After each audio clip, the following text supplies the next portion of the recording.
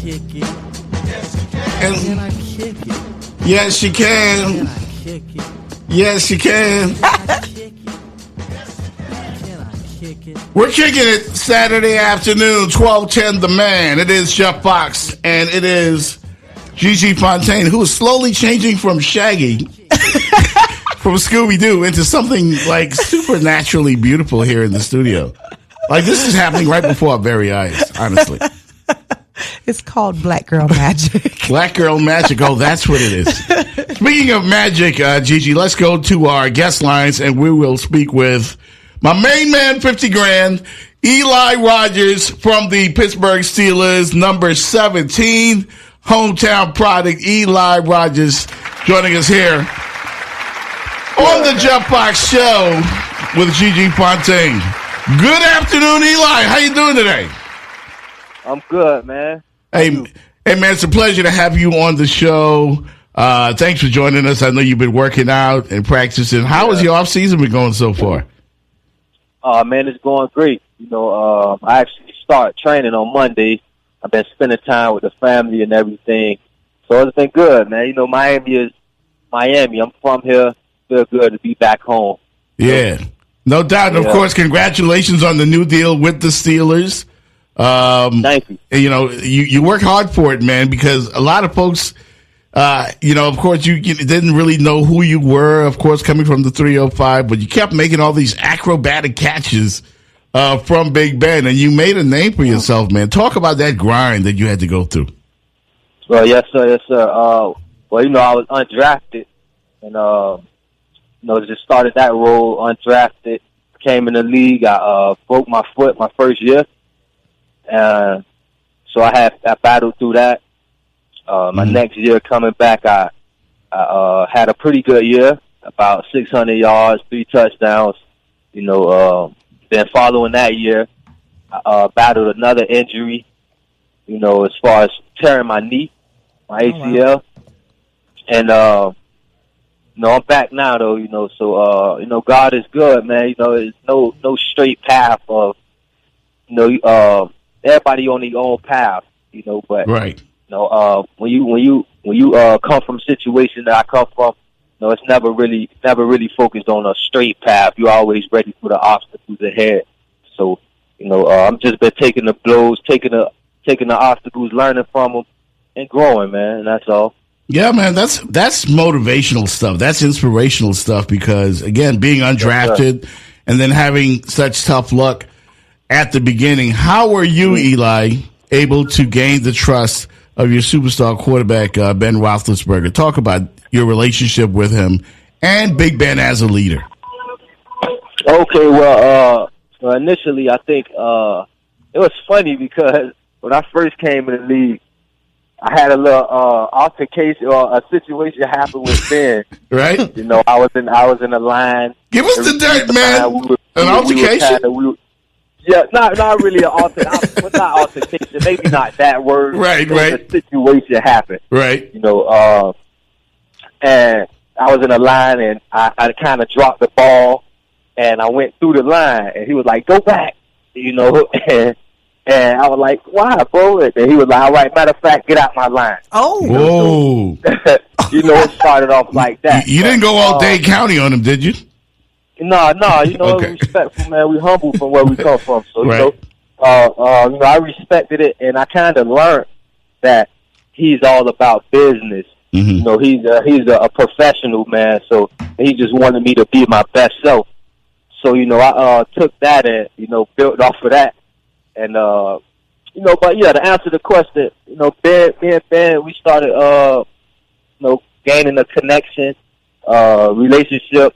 That second year I came back off of the injury, and he's a great leader, man. To me, he's a really good leader to me. He's a professional, and that's what you want as a receiver. You want a quarterback that's a professional, and that's going to push you to become a better player. So you feel he saw something in you? You said what? So you feel he saw something in you? Oh yes, no doubt, most definitely. Yeah. I think the whole organization saw something in me, though. They still believe in me. They brought me back for another 2 years. So, I think the whole organization see something in me.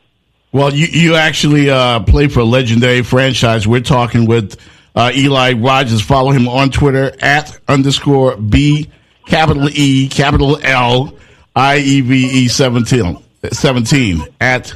Yes, sir. Yes, sir. I like that Twitter handle, man, because you believe. And the Instagram, I just made a new one. Okay. My Instagram is who is believe. I like that. Who is believe. Yeah, you got to have that inner belief, man. And again, talking about some of the stuff you've gone through and how you've just fought through everything. Now you have an opportunity because there's a big vacancy in Pittsburgh. AB has gone on to my favorite team, the Oakland Raiders. We go to the Super Bowl, but They are not. but those are some big shoes to fill, Eli. Are you talk about with what you've gone through already in the career, man? I think you might be willing to step in or ready to step into some pretty big shoes. Oh yeah, man. First off, I'm thankful for being, for AB. Man, he's a great player.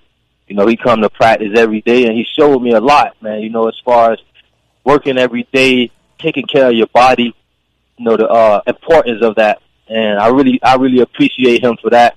He's one of the best receivers of all time, and I hats off to him, salute to him.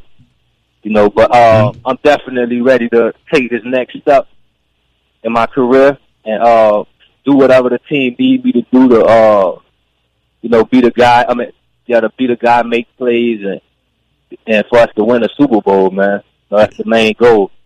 Yeah, it's been tough, Gigi. Some of the stuff the team has gone through with all of the hype surrounding the distractions. Le'Veon Bell. The distractions off the field with Le'Veon Bell and Antonio Brown. How did that affect the other guys in the locker room? You guys and Coach Tomlin. How did you guys? Or how were you guys able to work through all of the off-the-field distractions? Well, I can't speak for no one else. I don't even speak for me, and I don't really worry about nothing else outside of me and becoming a better athlete. Right. Becoming the best player I could be. Right.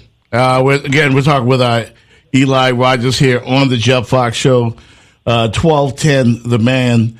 I get it that, you don't want to throw anybody under the bus and you focus on... No, it ain't even about that. So right. I'm just not that type of guy. I don't care about it. I don't care about anything outside of myself and becoming a better player and being a contributor to the team. That's other than that, man, How as a teammate though, the way the season ended for the team, what did Coach Tomlin tell you guys at the end of the season, and what's the outlook going into this new season?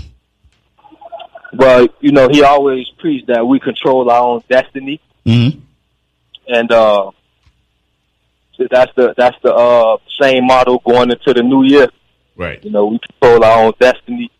It starts in the off season, putting that work in the OTAs, mini camp, and ultimately leading up to training camp. So, that's the main focus right now. Okay. Eli, I just have one last question for you. We all know you went to Northwestern, and you guys have a lot of fans, a lot of pressure. So at this point in your career, this is the ultimate. This is a dream come true for you. Which coaching system or staff do you feel has made you who you are today, as in strength and perseverance? Would it have been Northwestern, Louisville, or where you are now with Coach Tomlin? Well, as far as strength and perseverance, I have no one to thank but God for that. Just giving me the will, the passion to continue to do what I believed I saw in my brain when I was a kid. But outside of that, I had motivation from all coaches. All coaches. Every coach I played with, I was able to take something from them or gain something from that coach, to help me grow as a man. So I take my hat off to all the coaches, and I have a great team around me that keep me grounded and yeah, they keep me grounded. You know, so every coach I ever played for, I was able to take something from them and help build myself up. You know.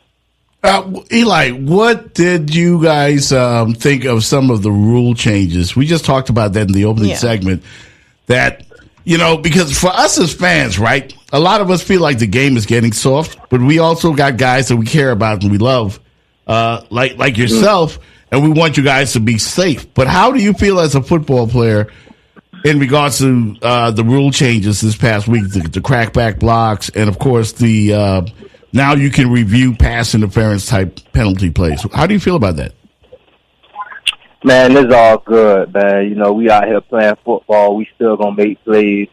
You know, we still gonna compete.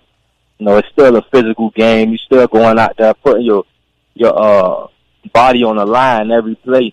You know, so I try not to get too caught up in that. Like I said, I'm just, you know, trying to be the best player I could be the best receiver I could be, you know, and that's to be the best in the league.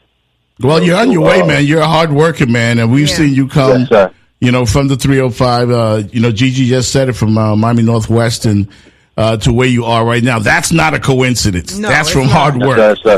You know, so when you're on the field, man, hitting it, getting it in, catching some of those passes from Big Ben in practice. What are you listening to, man? Like what's on your playlist? Are you old school? Do you listen to that Migos stuff? Cardi B. What's on the playlist? I like inspirations from all facets, from all corners of the world, you know. Right. So I listen to. I'm an old school guy though. I like old school music. Okay. You know, up. So, some OG stuff. yeah. I like old school music. You know, don't get me wrong though. You know, I like the Migos and the Meek Mills, and actually he's one of my favorite rappers. But right. Yeah. Okay. I like different a myriad of music. J Electronica is my favorite MC. You know, so yeah. No doubt. Dread, of course, from the crib. One of my favorite, a good friend of mine. You know, what's his name? Lil Dread. Lil Dread. Yeah, Lil Dread. Yeah. Okay. Yeah, we appreciate that. Definitely, man. Yeah. So, give a big shout out to the Rock the Party entertainment crew, man. I know we got some big things coming up. Can't wait to get to the Steel City with you guys and have some fun up there in Pittsburgh. What's the nightlife like up there? I know you don't want to throw the city under the bus. I know you're not going to do that. But what's the nightlife up there in Pittsburgh compared to down here in the 305? The nightlife is a little different, man. I knew you were going to say that. You know, this is Miami, though. It's a fast city. Right. We got a lot of things, a lot of places to go here. You know, Pittsburgh is a more older city. Right. I feel like, you know, so I don't really have a lot of the options we have here. No doubt. But you know what? Very passionate fans, man. I got a great reaction from Steeler Nation. Yeah, once I told them on Twitter. Once I told them you were coming on the show, and you know, there's tons of Steeler groups, Steeler fan groups that follow you guys, and a lot of people feel like you guys have the best fans in the National Football League. I beg to differ as a Raider, but don't say that to the Bears. No, we definitely got the best fans. You tripping? With the terrible tell. Hey, man, we appreciate you. Eli Rogers, everybody, number 17 from your Pittsburgh Steelers. We will do this again, Eli, man. Thank you so much for joining the show today. Man. I thank y'all for having me. I'm hoping to be here on the show.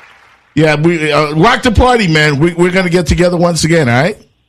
Oh, yeah. Rock the party. No doubt. Eli Rogers, everybody. Thanks, Eli. All right, peace. No doubt.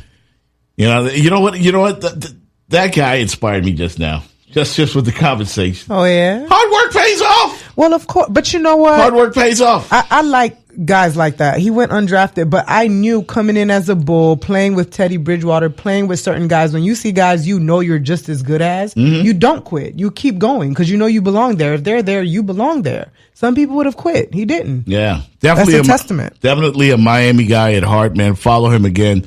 He's got a new, I should have had him give that Instagram again, but of course I'll get that and put it out there as well. I put out a lot of pictures of him on Twitter because I like people that work hard, you know, and they let their work speak for themselves because he wasn't going to take the bait. Well, no, he didn't take your bait. He didn't take the bait, you know, and he didn't go for a creeper. He was like, you know, I let my play speak for myself. He's not a diva wide receiver. Well, he shouldn't be. After you work so your butt humble. off to do what you did, you're not going to be a diva. He worked too hard for it. Nothing was given. When you don't give somebody something, they can't sit there and act a fool about it because they worked for it. They earned it. All right, lots of stuff to get into coming up here on the show. I haven't watched much of the NCAA tournament, but coming up next, man, we're going to talk about this thing with Cardi B. We're going to talk about Jussie, too? Yeah, we're going to talk a little Jussie, a little Cardi B, and about some fans, some unruly fans up there in Boston, like Boston Garden. They got into it with DeMarcus Cousins. The Celtics had a reaction. We'll talk about that next here on the Jeff Fox Show. 1210, The Man. Powering with 50,000 watts to all of South Florida. This is 1210 AM, The Man.